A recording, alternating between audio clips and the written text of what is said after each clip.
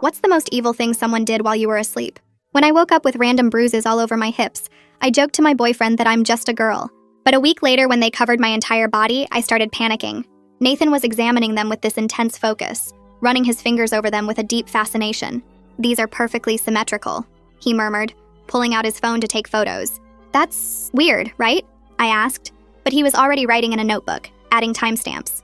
By week 3, I couldn't wear anything sleeveless and was exhausted. I literally fell asleep during a client presentation. I thought the symptoms would end there, until one day when my period just stopped. Mid-cycle, like someone flipped a switch. "That's not normal," I told Nathan, and his eyes lit up.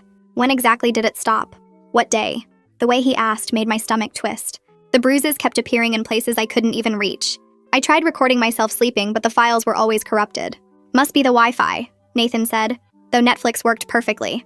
I was about to make a doctor's appointment when Dana, his ex, messaged me on Instagram. "Check your hormone levels immediately. Please." I almost ignored it, but she followed up with a photo of her own bruises, identical pattern to mine. I drove straight to the Starbucks she suggested, and when I saw her, I almost gasped. She looked closer to 50 than 25, and she cut straight to the chase. "The bruises. They're injection sites. Nathan is doing something to you." My hands started shaking. "That's insane." She pulled up her medical records on her phone. "Look at this. I have the hormone levels of a 55-year-old woman.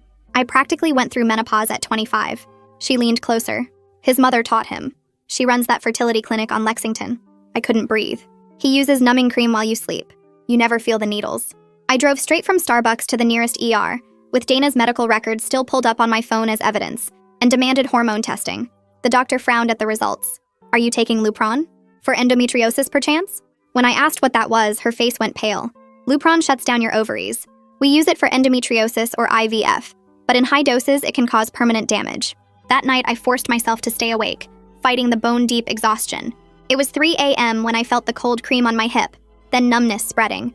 Through slitted eyes, I watched Nathan pull out a syringe, finding the exact spot to insert into. I knew catching him in the act meant putting myself in danger, so I forced myself to lie still while my heart pounded so hard I thought he'd hear it.